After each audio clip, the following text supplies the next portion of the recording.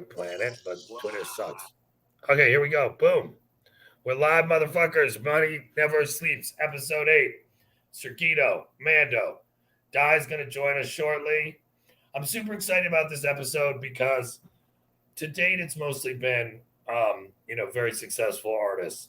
And I think this show, we're going to shift a little bit to people who have had long tenure in the market, big success, run projects, bought and dealt with tons of artists, and have a real perspective on a variety of subjects that matter a lot to everyone in the NFT market. So, not that they need an introduction, but I will turn it over. Sergito, let's start. We can talk about why you're so handsome and anything else you want to introduce us to. Yeah, man, I'm excited to be here. I'm so fucking pumped to be on this. Ever since you started the show, I'm like, this motherfucker doesn't invite me within like the first 69 episodes. We're never gonna again. So yeah, top 10, bro. Top 10.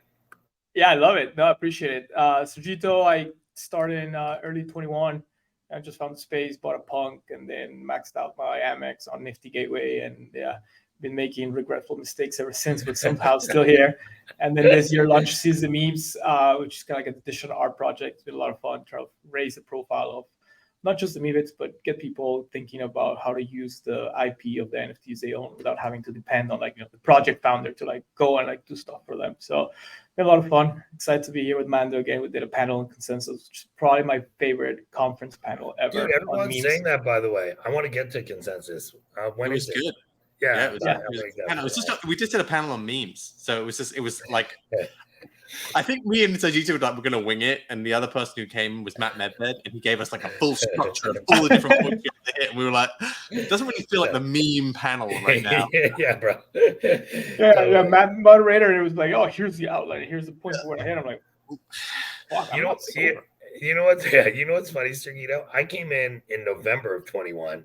And the difference between entering the market in like the beginning of 21 and the end of 21 was many hundreds of thousands of dollars. Yes and no. Depends. Yeah, I people got wrecked in early 2021 as well. Yeah. You were too early to a certain extent. Like, think about you really everyone got burnt on Nifty Gateway. Like everyone who bought stuff on there. Like there was some you bought like the Beeple pieces, and then you also missed out on Art Block Summer, which I bet my money you would have got involved in at the top, and then it would have all come crashing down by around the end. So you missed two massive explosions. There. I like it. You know what? Nifty left me scarred to where I couldn't really move well during no hate. I can't deal with Nifty. I find it quite difficult. Yeah, it's different. Yeah. There was nothing else back then. It was that or fully on chain, and I was an illiterate guy when it came to crypto. So it was like, oh fuck, credit card. Yeah. It was like that though. Like even the mindset was like you knew you could get screwed. You knew you were too early. Like it wasn't like people were like, oh, so done. This is going to be 100x. This is going to my grandkids.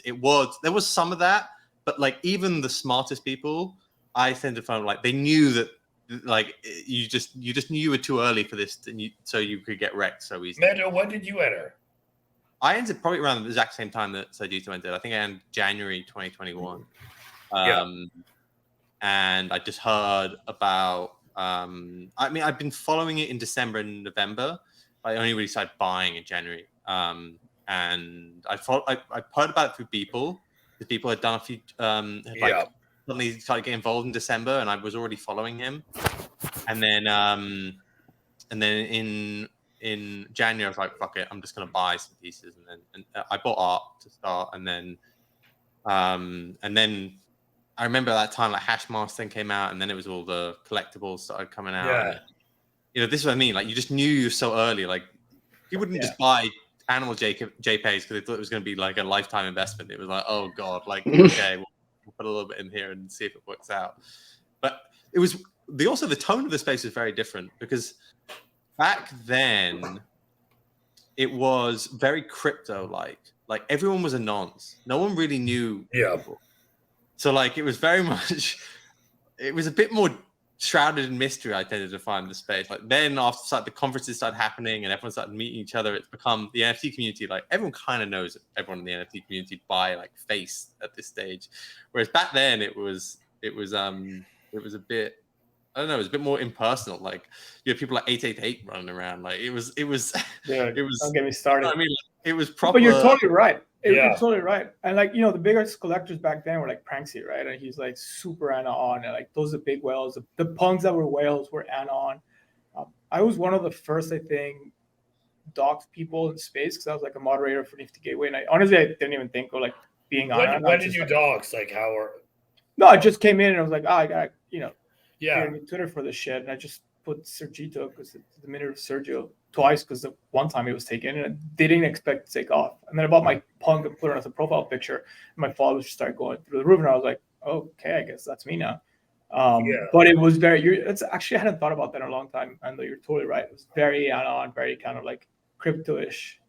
Even X-Copy, like the main artists were all anon as well. Like X-Copy, Hackatow, like Coldy wasn't. He was quite big, even like very early on. But a lot of them, you didn't even know who they were, and that was.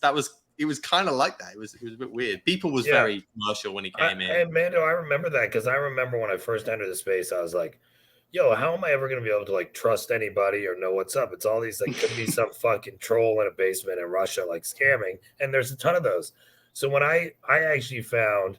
Interestingly, so I doxed in April 2022, and I agree with you. I think now it's really shifted and different, especially when you have a collection or you're visible in the space. And I think actually when you combine that with the transparency of wallets and having to interact every day, like if you think about it, every day we see what each of us is saying and are in discords with each other, and like the amount of interactions you have with people, I actually think it's turning into where if you're a credible, good person, you can actually accelerate much faster because everyone can see you and what you're doing. Like if you meet somebody in real life and they tell you some shit, I have this business or I've done that, you don't know if it's bullshit. Whereas here, you're like, let me go look at the motherfucker's wallet. Yeah, I think that was a bit of a turning point because I was anon up until March 2022 because I still had a job. I was working. Me and OSF were both OSF actually had some time off during that period, but I'd be waking up at like 6 a.m. going to work and then coming back at like 7 p.m. 8 p.m. and then doing trading in the evening. And I used to do something called Wag Me News, and I used to do that at like 8 or 9 p.m. at the time, and that's kind of how I started being up a following as well as being a collector. But yeah, so I just couldn't really dox until I fully quit that job. And people knew that me and OSF knew each other. Yeah, but they didn't. We weren't doxed. And then since we doxed, I've actually enjoyed the space way more. Actually, me too. I said that it's changed my whole experience in the space because otherwise you're just like some name behind a computer. The most enjoyable experiences and something I always recommend is going to the in real life events and having I called Sergito up like. You start getting to know people and become buddies face to face. It's a game changer. And feed pics. Yeah. And feed pics. And be careful. Some shirtless pics too, if you're not careful. Yeah, it was weird for me that everyone talked about like online communities and like the feeling of community. And I guess you do have that in things like 4chan channels and stuff like that. But people are looking for friends, so I much preferred it, and particularly because we were then also kind of knees deep in projects as well. Like we had D-Gens going, and then that soon became Rec Guy. It just became way more fun to meet people in real life. Yeah. Were you doxed from the beginning? Yeah, I was, because I had a bunch of books published and shit, so I just didn't really care at all. And then also I just didn't give a fuck anyways. I have a funny looking face and I can just do weird shit. So I was just like, let's just fucking go, dude. I don't really care. I'm just gonna be out here getting nuts. And then dude, there is a levity to being doxxed for sure, because you can just go fucking nuts on there. And it's all the hilariousness of, seeing somebody's actual existence versus I think the more serious and obscured and just shadowy figure. It's just if you're just out there getting hammered with buddies at these things, it's just it's way better. I would hate to have to go to these things to be wearing a fucking ski mask the whole time or something, it would suck, dude. You'd be so fucking hot. I just wouldn't even want to do that. I mean, I get why some people don't want to. There's security stuff and safety stuff or whatever, but it's shit, man. It's just too big of a hassle for me to even to do, I feel like. Yeah, then everyone's security. So it was okay. What's I that? feel like Sergito? the security piece is completely overplayed too. Like, if you know what you're doing, Yeah. I mean, Yeah. dude, if somebody comes with a fucking AK-47 into your house, they're gonna take everything you have, both crypto and non-crypto, right? Like, it doesn't matter. Bro, I used to have an AK. I grew up on the What is that? Mexican and Texas border, dude. I grew up around AK-47s. Like, Yeah. Yeah.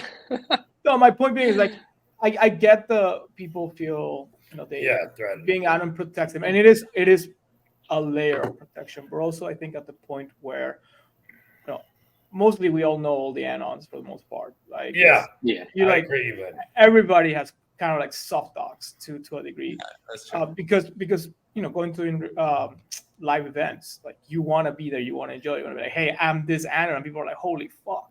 And no, it's great because I agree, bro. I agree. And internet if you're friends. building a project too, if you view this as, look, ultimately, obviously, there's the art piece and other pieces, but ultimately, you're investing in people and to like, not a traditional business in terms of corporate structure, but people and a business and their growth. And to do that, you have to actually, like, humans need to meet humans and understand them. So I actually will pick a little bit on that point, because you asked us to come in today and talk about the challenges of running a project, and you said investing, and holy fuck, being on the other side of that, it's really stressful when you're trying to just maybe do something that it can go up, it can go down, but it's not your goal to make people money. And for example, for Season Memes, our goal was to make artists money and then to have money for ourselves. So obviously we're doing work, getting paid for it. But when others come in and say, hey, by the way, like, I'm investing in you, no, motherfucker, if you want to invest in me, you write a check to like my startup and you buy equity from me.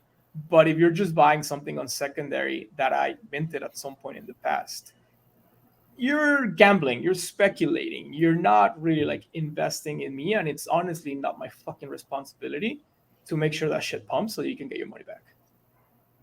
What do you guys think of that? Yeah, look, it's I see where people just love to gamble in this space, so you have to accept it. There is, I realized quite early on as well, particularly in NFTs, maybe even more than in crypto, there is this like hero worshiper. People like to find people to get behind because they can be a community leader, they can help bring people together, and they often see that as their also all the marketing that's going to be done for their project. So they're like, they really do feel like they're investing in that person because they carry out a lot of the core business functions of like what a startup would be, even if they shouldn't have that on them. I mean, you guys have that, Mando, for a bit. I mean, we have it.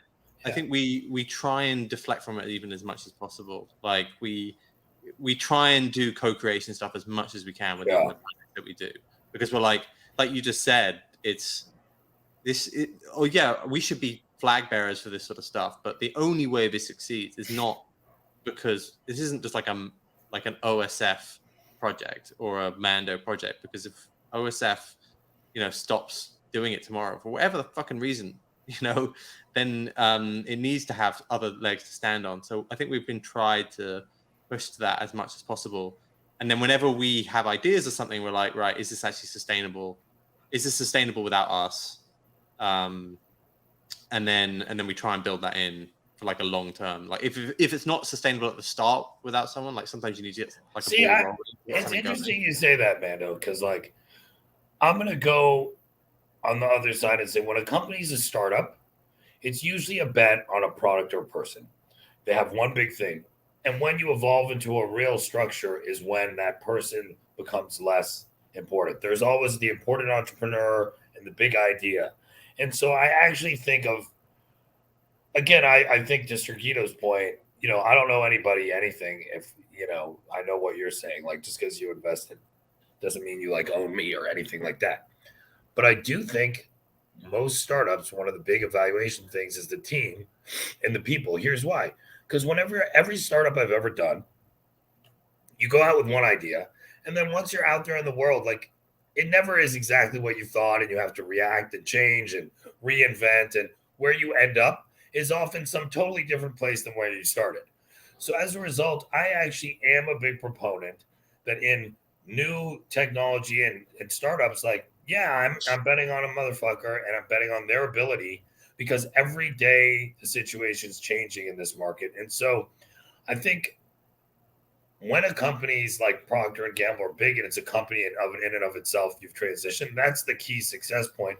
And interestingly, by the way, that's why most entrepreneurs often hit a point in the company where it's not for them to run anymore. Because what allowed them to be successful was like doing all this shit that when you're a little group and moving is the exact opposite of how a big company can work. Because where you have to respect, structure, respect rules, have form like, you know what, Mando, you were joking about that guy. Like you have to show up with a formal presentation, a formal structure, and all this shit.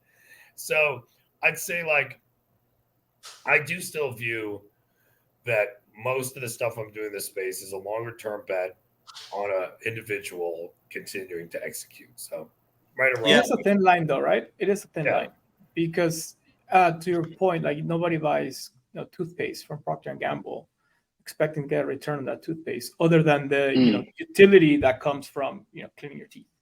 Whereas here people walk that line between speculating on the price of the assets as an investment where it's really more like you said, it's a gamble. And there's definitely colloquially are very interchangeable. But at the end of the day, it's a product. And so it's kind of like sneakers, right? And like that's why people compared early NFTs so much to sneaker flipping. Because you can use the shoes or you can leave them in the box and hope that in a year you can resell them for much longer. But Nike doesn't know you jack shit. I think that's the difference in that the space here is so small and you can like DM Mando and Obi and die and be like, yo, what the fuck? Like, how come we haven't tweeted in a month? Like, fuck you, guy. Like, like my back. I do that every day. I'm like, I send pictures, threatening pictures to die, me grinding meat, shit like that. I was heckling Mando from when Mando used to be a great Mando. I set up the not so great Mando and started. I still follow that account. Yeah, that guy rocks. Look, it's tough. Maybe to bring this back to artists slightly, though. Yeah, it is tough, right? Because particularly if you're putting out artistic pieces, and people have that mindset, you can get drawn into this idea that you need to be out there and be some incredible marketer and all that sort of stuff. I think you're right in that it has to happen like slightly progressively. I don't know any single thing apart from maybe CryptoPunks where it's just been allowed to go into the ether and then been successful afterwards. That's right. It does require some love and attention and even the CryptoPunks team were probably still there. Maybe some of the art blocks mint, but you could still argue like Fidenzas have required marketing to get them where they are. Like some of these pieces still require the artist to be seen as an active participant in the ecosystem. Like if I think of all the pieces, but Mando, do you think there's a role? See, this is something I've increasingly thought about too. Is like, look, why did galleries exist and artists not sell directly? There was a whole bunch of reasons, but one is there's a whole bunch of jobs. It's kind of like the investment business. When you're a good investor and all you're doing is focusing on investing, you do well. But then when you raise money, everybody wants to meet with you and talk to you and do all this. And you get all this time taken away from investing. If you're an artist and you were just doing art, make great art, then you become big. Every motherfucker wants to talk to you. And if you spent your time doing that, you could never be great making the art. And so I think the space needs to develop structures to support artists where they're not having to do that as much. Because I'm with you. Like, you can't be expected to do the great art and deal with all your buyer and all that shit. Yeah, I think there's tons of examples where it's 50-50 between marketer and artist about who's the most successful. Like there's lots of examples. And I agree that like when you came into this space, there's a lot of people who are like, they're waiting for people to work out like that they're a genius. Like eventually the space will recognize that I'm incredible at this or I'm incredible at that. And actually you realize that you're kind of a bit of an entrepreneur. Like you need to be shouting. Like I just did a fucking newsletter. I think I tweet probably twice a day. Sign up to my newsletter. So I am loud about the shit I do because no one else is going to be loud for you. Like no one else is going to be loud for you. So if you are naturally bad at that stuff, you do need to have like build a team or, I think people liked right, we don't have gatekeepers in this space. We don't need galleries. Like we are the gallery. I don't need to, I don't believe that, by the way. I don't believe that. I do think that there is still a need for curation and people to recognize if they're not good at that shouting from the rooftop stuff. Like you need it in this space for sure to be successful. Well, it's funny too because like you don't because like shouting doesn't even have to be. Of course, it should be the opposite of shilling, more or less. Where it's like that shouting shouldn't just be banging the "buy my shit" drum all the time. It's just like that shouting should be a relentless pursuit of creative passion or whatever the fuck you have to say. It's like that urgency that you have to tell a story, which I think that a lot of people miss in some cases. Where it's just like, dude, if you have something that you're extremely passionate about, yeah, you should be out there just cranking on shit like day in and day out. And that may not necessarily mean being on Twitter all the time, but I think that there is a relentlessness required to succeed in some ways here. And it just kind of is what it is. Like you have to be obsessed, you have to be driven, you have to like fucking just go in, dude. Like that's the thing. And like if you can't do that, it's tough. Like it's really tough out there. Like yeah, it's in rough. life. Like, people say it's tough, but Yeah, actually, like right. no one is ever success unless you're winning the lottery or you get incredibly lucky. Life is just about putting in the amount of hours to do it. And I think there are some incredibly talented creators with really cool ideas, and sometimes it just requires just that little bit of edge and a little bit be able to share those concepts in a fun way or an interesting way for people to actually understand them. Yeah. Yeah, I absolutely agree. And look, the three of you are all sort of relentless in sharing your observations and focusing on. I think that's exactly what needs to happen every day, just out there kind of sharing. So to switch gears a bit, what are you most excited about right now, or least excited about in the space, and where do you feel like if somebody asks you, hey, you do NFTs, like what's cool about it, what's not, where do you think they're going? What do you tell them? I think for me right now, and this is gonna sound real shilly, especially because I'm at the office, and I have a job in space, not really NFTs, but kind of adjacent. And we just launched a product which is a non-custodial wallet that anybody can build on top. So kind of like how Frentex built on Privy. Privy wallet's good. It's just very limited. You need to export it to a MetaMask if you want to do anything else with it. Whereas Fireblocks just launched a product where that underlying foundational wallet can do everything else just like a MetaMask could. And I think that the combination of Frentech getting people excited about building stuff on top of wallets, and then us putting that product in the market, within a 1 month time frame. We're working on this for a year, so it just happened that Frentech launched, a month ago, and I think it's going to be like a big bang moment for what I call WAP, and not sunk, but wallet as a platform. People have been using WAP, wallet as a service, for the last 4 or 5 years, where I think wallets, the nomenclature is so bad, right? It's not really just a wallet, it's more like a keyring of sorts. And so being able to have the platform as the foundation and build different primitives on top, I think that's something that was missing, especially because you can do it on mobile. And let's face it, like the majority of our digital life is on mobile. So I'm pretty fucking excited. I'm working on some ideas myself, and I'm just honestly like really, really pumped about what's going to come down the pipeline for builders to come in and say, okay, this was the missing piece to launch XYZ thing. And yeah, I'm just literally extremely excited, which is funny because obviously the market is complete shit right now, which is just really funny and cliche because bear markets are for builders and you're like bleeding out like, oh, well, what the fuck? I just want some food. I'm like, fucking rent money. I think in 2021 it was a crazy time because it suddenly felt like some of the smartest people in the world from many different sectors, as well as some of the most creative people in the world, were all just converging on this space at just like incredible speed, and it just felt like tons of stuff was going to happen. And you did have this like Cambrian explosion of creativity, concepts, just blue sky thinking when it came to some of these projects, like we're going to change the world. And obviously a lot of that was mismanaged and it was done terribly. And I think what happened over the last 12 months as well, I guess trading fees basically went to zero across multiple platforms. And I actually think that was the revolution of this space. I really, really do. And what I think is people were have been very, very slow to be able to combat it. And so you have, for the last 12 months, it's almost been like a dark ages where I feel as though a lot of that creativity and a lot of that, the smartest people have kind of turned away from this space to a certain extent. I'm bullish on trading fees coming back. I think people will build closed-end platforms, which will allow that creativity to come back and for royalties to come back. You're seeing it already now with Friendtech, right? Like suddenly everyone's on Friendtech, and there is value in that, even though it might be a Ponzi or whatever, like down the line. Just the idea that people will get rewarded for the stuff that they are doing, I think is a revolution in Web3 for activity or like providing some form of value or perceived value. And I think you will see that people will build marketplaces for NFTs, people will build marketplaces for art.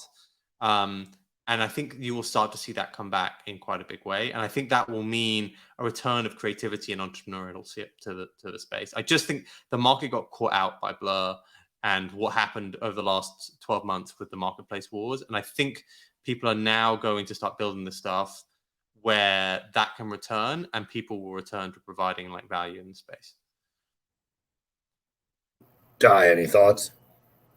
Man, well, I mean, both those are pretty fucking. Yeah, bad. I didn't really think too. about I didn't think about the wallet shit, like as like a building mechanism. So that's super sick.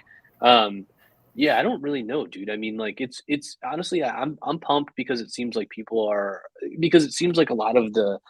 I mean, there's still shit happening everywhere, but just overall, I think that I think people are creating better content, creating better things. Like even in the last month, I think, where it's just been like Twitter seems like it's less unbearable, if that's possible. You know, like where you can get back in there and there's actual shit happening versus people just posting fucking idiotic transactions, GN, all the dumbass shit that just like is just there as like the lifeless kind of like parasite, like fucking shit flow that we exist in all the time. So I've just been like encouraged by the overall kind of state of things on there. And then can someone explain? So the friend tag thing is just like, I mean, that's something I feel like we should get into because it's like, let's talk about it. I don't get it. So I don't really understand what it is or why anyone would be paying for like shit that is the information you're providing in there that much different than what you're tweeting out? What's the value prop of somebody buying shit on there from you? Like, I just don't get it. That's why I think that's a huge question. It's big, I would say a lot of it is speculation. You know, like people are just like, okay, that guy's got that many followers. Like, it's just they just like to bet. But I would say that it's bots. They have bots doing basically followers. Yeah, exactly. Some of that, like people just like okay. You're giving a platform to gamble. But I would say that degenerating is number one. Yeah. The tone of the conversations, you're in a group chat, right, with 50 people. Naturally, a lot of those people, like the leader of that is often somebody that you maybe respect in the space. And I would say the tone and the content of the discussions of a lot of the rooms that I'm in is actually much better than on Twitter. Twitter, sometimes I find it's very difficult to find information, or at least good information, or have good conversations. And it's kind of a bit PvP. Everyone's just like going at each other, ratioing each other. Like you can read a timeline and it's not really a good experience. If you can get into a good one of these chats, actually, and with somebody who is incentivized to provide value to that chat, I have found the conversation good. So I do think there is some value to it. I don't know if for tech, but I mean, I can imagine as well, like, for example, I've seen now VCs start to go onto it. You can imagine people that people look up to could go into it, and you just might want to be in a small group chat with them. Who knows? So I do think it can last. I guess my point is, I'm not like super bullish on Friendtech. All that says to me though is everyone is going there because there is some incentive. Everyone's incentive based. Amigos is doing some crappy 20K extra mint because they not getting paid anymore. And so the only way that they think they can make money from this space is like doing another mint, right? The chodes. Yeah, it's just not a good. The incentives are wrong in the NFT space right now because the only incentive is to provide more NFTs. And when there is just that value of activity or providing a constant stream of value, which is what I thought trading fees were, like there was incentives to continue to provide that value. I think that's, as a platform, if you take a step back, I think more and more you'll see those sort of closed-end platforms where people are incentivized to continue to provide value, and that's what I'm bullish on. But friend tech, I'm sure lots of the prices will go down. Like it's not about that. It's just more that I think that's the sort of thing that we can see doing well. It reminds me of Nifty. Just watching the activity feed. No, because I still at the bank too. I mean, it's so funny that OV and Mando were the same bank, and I literally had, we had like 6 screens. And I had like 2 of them. They were just different. There was the Nifty Gateway activity feed on different refresh rates, so I could see the thing kind of like live. It reminds me like sniping things and being there and what's moving. Same thing. Like this artist dropping. Okay, check Twitter, check Instagram. How many followers? Okay, maybe they'll get, and just buy that, flip it, and so one, I think, crypto's main use case is just speculation, and that's like everything else is debt right now. So it's one that has the focus of attention. 2, though, as a social media primitive, I agree with Mando. I don't know that the bonding curve works really, really well at a large scale, but the ability to get in there early-ish with some of top minds or people that you respect, and they can give you their unfiltered thoughts. I think it's super cool. And for example, for my room, and it's not too expensive to get in there, but like I miss talking about macro a lot. But you can't just really talk about macro on like NFT Twitter, because most people are just it's irrelevant to them. And I use my friend tech as more like a place, kind of like it's more like a notepad for me of like, just different data series, different things, and just sharing there and just answering questions that from people are like, what does it mean that, what is retail sales? What's the difference between core CPI and regular CPI? So I try to add value in that sense. And then I've been buying and selling keys because, it'd be stupid not to try to like farm a potential airdrop, because if anything, like, you get your time's worth from it. But I do think that, again, it's a new primitive, just like Nifty Gateway was almost like a new primitive with open editions, and it led to like this explosion of value capture for creators down the line. I think Frentech is kind of like that, to this new primitive to like, let's start discovering new ways of creating streams of revenue that could potentially match the value that you're generating for your community or your audience. And so it's pretty cool in that sense. Yeah. Yeah, I always feel like, do you guys ever feel like, though, when you're in there and there's like the monetization of that shit, that it detracts from the overall kind of like story that you're building on, like for Twitter and stuff, where it's like, or X or whatever, where you're on there, you're providing content, it's entertainment, and it's also like whatever perspectives you have, but it's more or less having people, like we were talking about before, believing in what you are doing and believing in what you're making, and more or less that work is done for free in some ways, but in other ways it's like it's building something that's going to eventually like pay or like be able to pay something, because it's like, because you're building something that people are gonna, I don't know if I'm adequately explaining myself, but I what I think, mean? Yeah, but I think for you can sell art. For many people who are collectors or spending a lot of time in the space, they can't, and so Twitter paying them. So in a way, this is like, as Mando, for sure. There's been a couple cool concepts. Sergito Wallet as a platform. Sergito's, when you get to talk to Sergito a lot, you realize how smart this motherfucker is. But Wallet as a platform versus Wallet as a service is a huge innovation. Yeah. Like Mando says, I think one of the huge problems was like the dream of Web3 for you, Dai, was you'd do that and your pieces would resell and you'd always be a part of it. And if you exploded down the road, it wasn't the galleries and the collectors taking all the money, you were rewarded. And you had a reason to show up every day, because if you have to feed your family, you need money. Or, as Sergito, if you have to wax your back, you need money to get it waxed. So this, I use a trimmer now. The wax gets like too expensive. Yeah, me too. But like, I think Mando's right. Like, the problem right now is we're in this zone where artists, by not getting royalties, have to sell something to dilute their project, basically, to get income.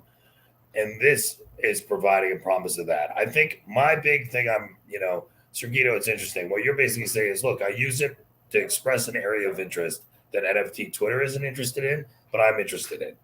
And I think that's something I realized that my entire Twitter NFT, my Twitter, literally, if you're not talking NFTs, you do not appear on my Twitter anymore. It's like, so I think you're right. I've been wrestling with like, what's the use case for this thing that I want to use that as instead. I think the problem with the small room argument, Mando, is like motherfuckers can screenshot it. And so if I'm in there and I'm like, yo, here's like some thing, I think unless you can see that people screenshot it or shut that down somehow, but you can't really, like, I'm always still scared whatever I say there. Yeah, that's true. Appear everywhere. But like, so think about how. Sorry, yeah, you go. No, go ahead, bud. So just to wrap up, I was going to say, I think the general idea of, as a non-artist, being able to, like, basically you're bringing value to Twitter and others to get some piece of it, and as a way to springboard into conversations that aren't acceptable on other platforms, but are areas of interest for you. Sorry, man, I hit it. But has everyone's experience of X gone down since they started incentivizing people there? I feel like, again, it's just incentivizing people. Like, at the moment, I go onto my Twitter feed and it's like, it's just engagement farming crap, right? And it's really gone worse over the last few months. So part of me is like, if you're an artist right now and you're finding it difficult to just be the engagement farmer, there is also this, like, people are just driven by incentives. And what I would say about Friend Tech right now is that people are actually being incentivized to have better conversations, I would say, and more valuable conversations than just like who's active right now. So I do think that that's something going for it. And I think taking a step back to how we can compare that back to some of the NFT projects, that's kind of what people were incentivized for as well. Like, you sold the dream, and you hoped that, and people just sold the most crazy dreams, like pie in the sky, blue sky, thinking of, right, we're going to do this to music industry, we're going to do this to the tech industry, and like, that was what if they could sell that dream, they were incentivized to do that because the trading fees would just continue if people just speculated on the most crazy thing. We've got a partnership with Google. No, you just set up a Gmail. Like, people were just incentivized to just like create the most crazy, like this is the dream, like we're all going to do it. I'm working closely with Google. They're an intimate part of my operations. So I think we've got to find that happy medium now where people aren't incentivized to like, let's just create some stupid, like, we're going to change the world stuff. And there will be platforms that are able to do that. Like, people are able to like improve their ability to check on that value being passed back to the person asking for it. And I can't actually think of, but I can see this now happening. Trading fees were the innovation of this space, or royalties were the innovation in this space. We just need to work out how they're going to work in a better way going forward, in my opinion. I think one thing that's always missing from this kinds of conversations is, like, this whole space was born in a bubble. One of the biggest bubbles that humanity has ever seen. You mean everyone at home with COVID?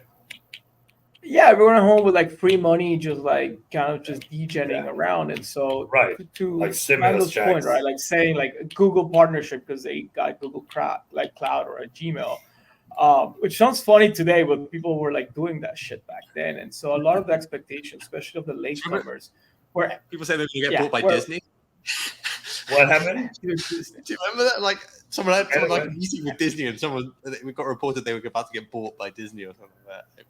It was like wild. But my point is, like, there's a lot of, like, I think there's still, as the space matures, I think, and you see kind of like the expectations re-rate on every side, where, yes, I agree with you. I think creator fees or royalties, and like people get so personal if you call it like a fee or like whatever, like people getting paid for the value they created through time, like they should come back. And then I think you're right, like maybe also like 10% on open editions that you then went out and tweeted, oh, there's a burn coming, or like, oh, it's gonna be used to like turn it into something in my multiverse.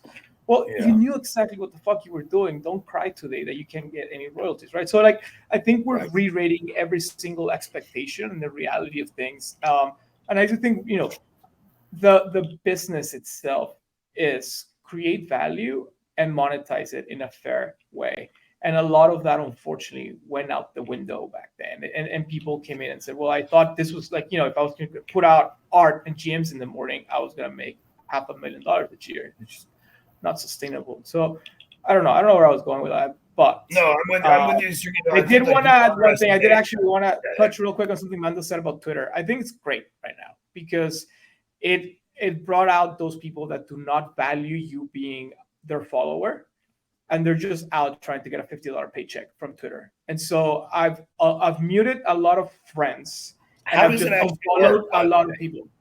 Who's getting paid? Nobody's paying me, so I don't know. It's like on views and whatever. But like, listen, if you don't value me as a follower and you're just like trying to engagement farm and post like stupid bullshit chat GPT, guess what? I'm out. Like, I don't have time to be sitting there just like watching you like engagement. So I mute friends because, I don't want to make it personal.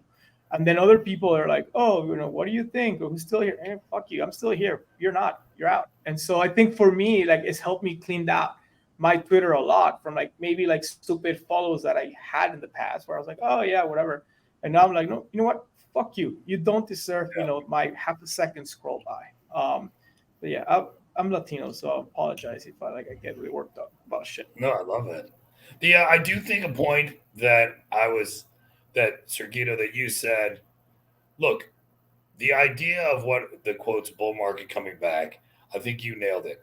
We ain't have people at home getting checks from the government with nothing to do but sit in front of a computer. That will not be recreated. And if it is, that's fucking bad news for us in a way, because that means we're back to that. So I think over the underestimation of the massive impact that had on the space, I agree, is a good reminder. On Twitter, it's interesting. I'd like to see, I know people are talking about followers. I haven't seen how the actual pay works, so I'm not clear on what the incentives are. If anyone else is like much clearer, is it just get more views? It's not enough for the extent that people are degrading themselves for it. Let's put it that way. Okay. That's a great way to put it. Unless you're living paycheck to paycheck and like you're having a really tough time, people are really degrading themselves for it. I just love how everything sounds so much better with a British accent. He said that with a British accent, and I'm like, yes.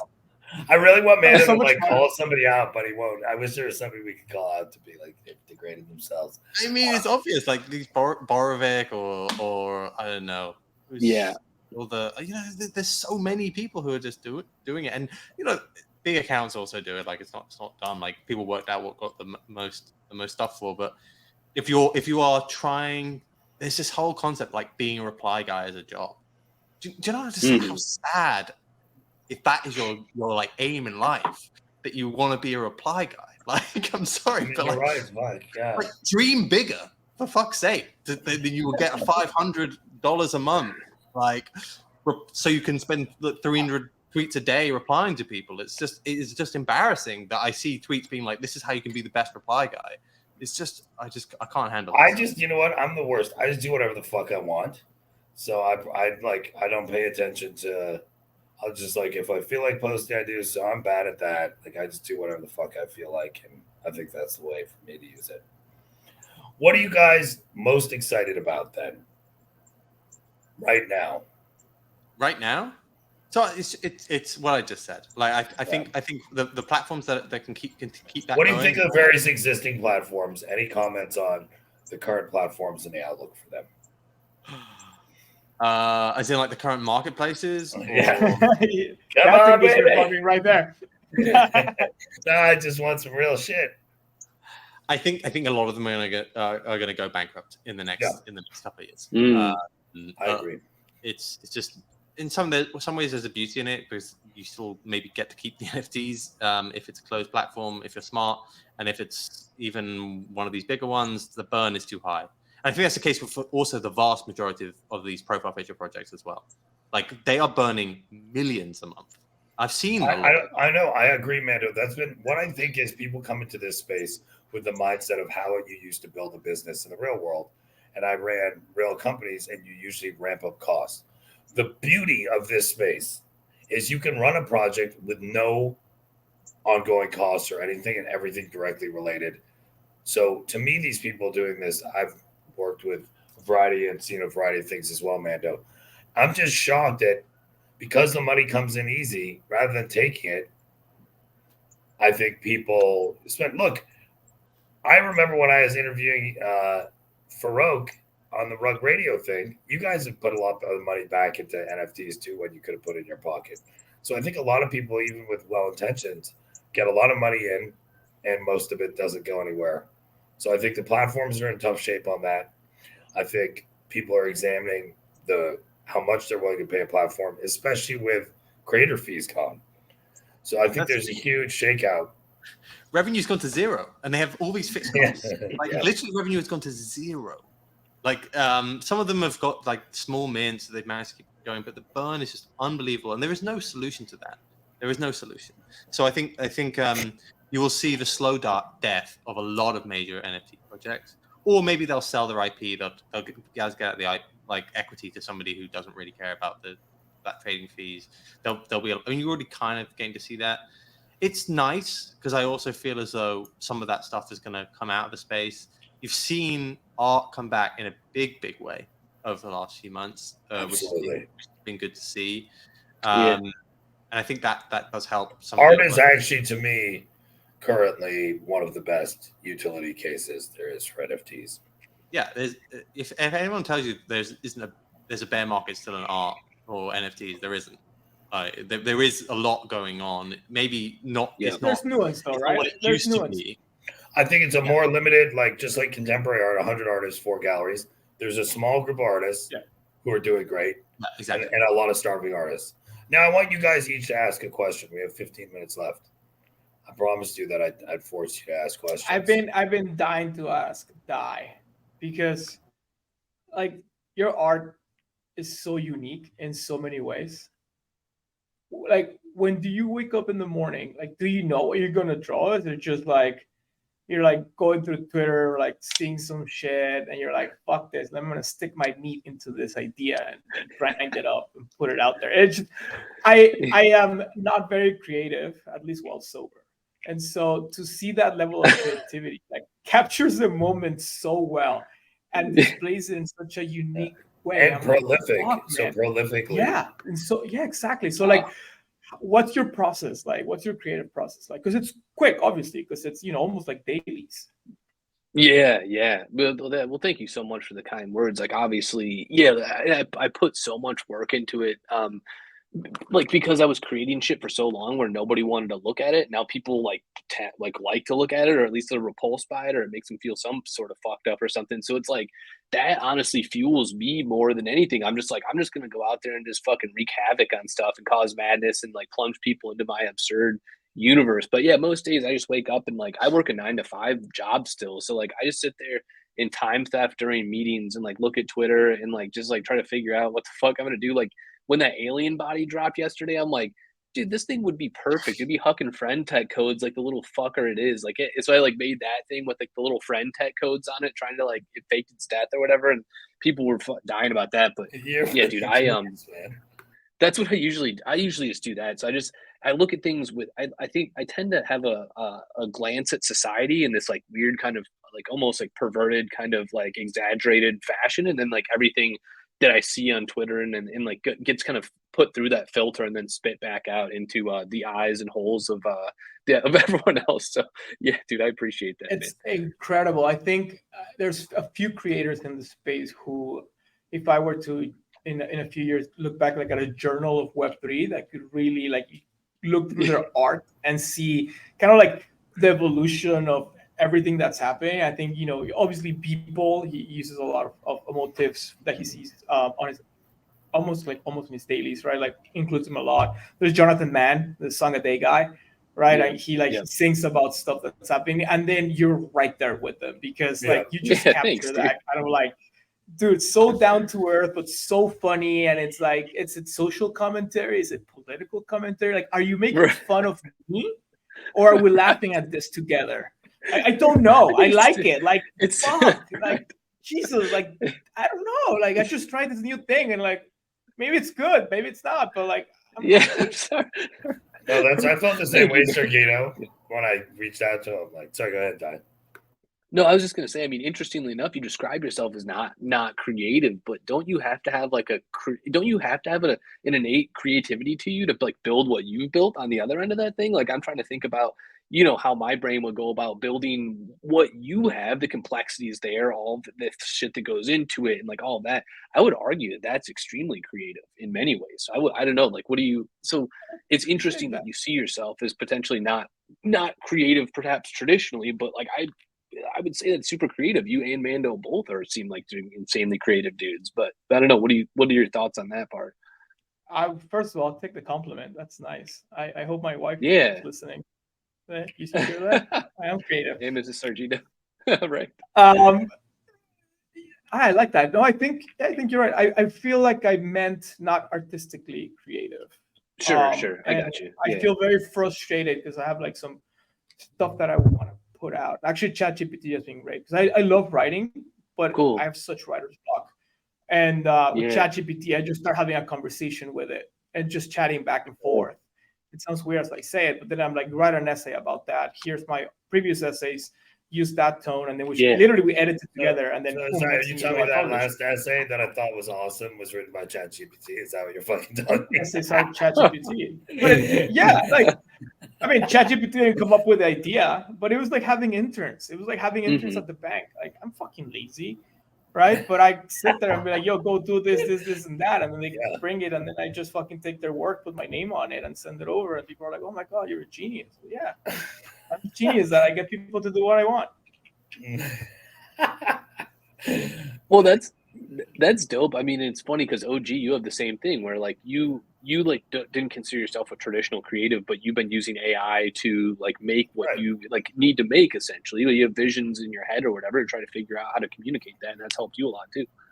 Yeah, Sergito, look, I had the same frustration. Like, I have these ideas in my head of what I wanted to create, and I think these AI tools, being able to use them to do stuff, it's not with the precision. Like, I wish I had the skill and creativity of a die, but I found these tools for people who are collectors. Like, I'm always advocating to use describe function in Midjourney.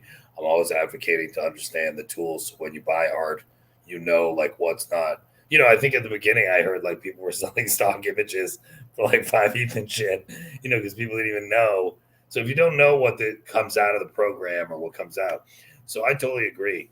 Mando, I feel like, look, one of the joys in NFTs is becoming close with Mando, because I remember when I entered the space, OSF was much more accessible, and getting to know Mando. But Mando's been a long-time art collector, and I view him as a very creative thinker as well in the same way. And Sergito's incredibly perceptive on both of them. Like, I think there's a level of creativity and depth of like understanding. I mean, just today, things that you guys mentioned, like, I think that's why I kept going back to them, like wallet as a platform, wallet as a service, Mando highlighting the importance of incentives and so on. Like, these are big ideas and big changes that actually, are hugely eye-opening. So, Mando, anything you? I'm not really that creative. I think I'm like a lot of people in the space. I'm an ideas person, and then I've slowly grown into being an executor of those ideas. Whereas I think a lot of people are just ideas people in the space, but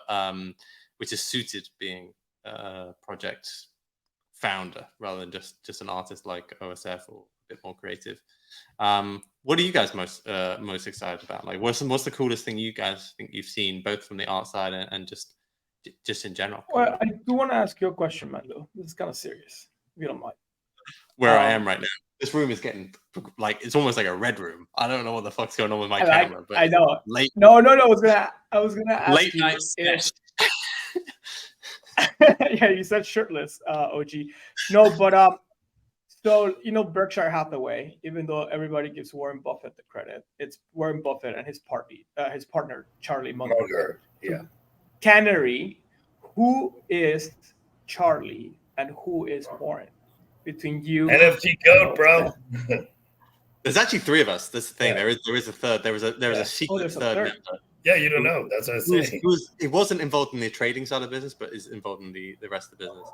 I would say that I am a better risk manager than OSF.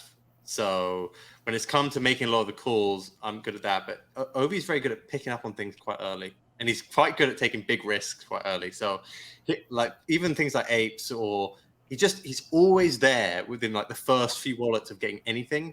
And I'll always kind of, I don't jump on these concepts as quickly as he does, but he normally can pick up on, all right, this is going to be something big very, very, very quick.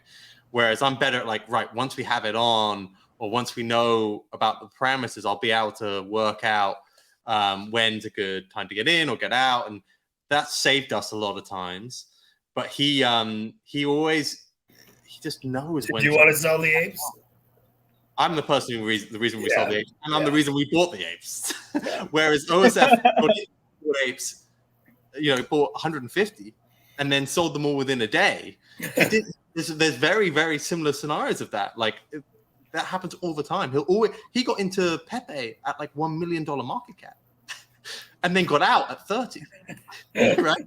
Like he gets in really early, but then he'll often like mismanage it or like not work out that it's like it's going to be. Or it feels, you know what? I sometimes when you get in stuff really early and then it grows like that, you feel like now it's late. And one of the things I had to learn is like, yo, it's still fucking crazy early. It's so crazy early. And that's what you're observing is a thing that when you're used to getting in right at the beginning, it does actually. That's the story. You're like, oh, now it's 30 million. You're not thinking, oh, it's going to be 2 million. He was the person who came up with the idea for Dgens. He's the person who came up with the idea for Rec Guy. Like he comes up with the idea, but then often he'll bring me in because he'll know I'll be able to manage it as over the course of its delivery. So he's good at that. By the way, this goes back to my earlier point, which is like increasingly, I think like that's one of the things I'm most excited about for me in the space is like I do think everything I've ever done, having two people in it together, actually with different and complementary strengths and weaknesses, is actually almost always the formula for success. If you look at every great brand, if you look at every great, there's always like, and so one of the things I think, like, you know, and you couldn't be as good if OSF wasn't bringing you the great stuff. Yeah, exactly. Because then you wouldn't have. So I think this is a huge point and another massive idea. I'd love artists and people and collectors. There's nothing like having somebody you trust. That's number one, because it's often that is a compliment to your weaknesses and strengths. I swear to God, that can be the difference between massive, multi-million-dollar, $100 million success and not. And so I think, you know, what I'm excited about, you asked, Mando, is look, everything you guys said is right. I think the space came in. Every motherfucker was doing a metaverse, a game, and fucking merch and trip to the fucking moon. And then everyone realized that was a bunch of horse shit and sort of realized there's a bunch of like scummy degen motherfuckers. So you either try to shill to them if that's your way, or you start focusing on these use cases like art, which I know all of us in here have focused on a lot, or like, you know, the technology, Sergito, or providing information, Mando. Like Dai as an artist is, you know, he's incredible, like just not only prolific in his work, but in commentary. And I think what I'm excited about is the people who did well, almost all those names and brands are tarnished now. There's only a few people who were here and are somehow sullied by what they've done. And I think this is a time for people who are real and committed to the space and trying to like deliver value. I think it's a time where these like brands can start building with a realistic and not horse shit built on endless costs and promises, but built in a structure that I hate calling it Web3. It sounds so dorky. I like to call it WebG. But you're like, yo, fuck it. I don't need those costs. I get the best people. We like pay, you know, we do all these things right. And I think like, you know, Sergito, your project, Mando, all of us like the projects are starting to differentiate that have structured correctly with good people. And so I think getting a lot of the recognizing and dodging, look, like you said, the space, there's a ton of just gambler degens, and that's not an area of particular interest to me. But you have to understand that's a big part of space. And then moving towards areas where you can do real stuff and have it, like, you know, Refix art spilling out into the real world in the way it is to me like a great sign. And I think there's big opportunities now for this transition to happen in a responsible way. So I think NFTs and technology hold enormous promise. The difficulty of executing the amount of scumbaggery has to change. But I think we are seeing the sort of first realistic steps of things that could be sustainable that aren't born out of a time, like Sergito said, that'll never be replicated. Yeah, I think to add to that, you know, Mando mentioned incentives a lot, right? I think incentives go hand in hand with intent. And, you know, you're mentioning people that have kind of like survived and are still not looked down upon. And I think a lot of the people that tarnished themselves, they had different intentions, and they kind of like fucked around and they're finding out. And I see people like Mando, like Die, like yourself, who might have potentially left the opportunity to make millions of dollars, or like take more money into their pockets, but we're here for the long term, and people confuse the long term from being 2 weeks. It's really like two fucking decades. Yeah. And I think that's probably the recipe, right? Like having the right intentions and just staying true to yourself and to your brand. And I think, you know what, Sergito, it's interesting. Die still works a 9 to 5. The minute you require NFTs to live is the minute you will someday be forced to make a bad decision in a hard time. So if you can secure income and comfort to the point where you are not forced to, like you said, to drop a $20,000 collection because you're like having a baby or whatever the fuck. So I think like setting up your life so that you can do that. And like you said, long term, I'm here, I think like 5, 10, 20-year scale as well. And there's just nothing in my whole life. There's nothing a dollar is worth doing for me. There's nothing I'll ever do that I don't believe in for whatever amount of money. So that's a really good point. Any closing thoughts or words? This has been a fun one. It's a real different, and we didn't dig in maybe. It's cool. Yeah. Yeah, like anything anyone wants to say before we wrap up? We can take a few extra minutes. No, you said. Dude, are you guys going to? It'll be one of the funnest that we did, and it has. I feel like it's been base takes as well, which I quite enjoy. Yeah. shaking right now. Well, as a joke to wrap up, I jokingly said we're going to do this podcast shirtless. And what I love is Sergito, like after a little bit of response, I can tell he's been thinking, he's like, look, bro, like I got this big product launch at work. I just don't think the timing is right for me to be shirtless. And I'm like, bro, I'm just, fucking around because Mando posted a shirtless thing on Twitter and I like to heckle him. But Sergito, like for real, like was like, fuck, am I gonna really like have to do this shirtless? I was gonna offer a tank top. I'm like, the best I could do is wear a tank top, but I cannot be shirtless. A fucking 2 p.m. call. Like literally, I'm speaking at a 40,000 person conference next week in Germany. Imagine that. Like, oh yeah, it's a dude that was shirtless last week. I was gonna print the Mando picture shirtless and like have it. It's for my friend tech. It's for my friend tech. All right, dudes. First, I gotta just say, what a joy, all of you. I respect so deeply. Die is, my co-host and on almost every episode, and what a wonderful fucking human and perspective. Both you guys, Sergito and Mando, I respect you amongst the highest in the entire space. Your intelligent takes. You're cutting through the bullshit.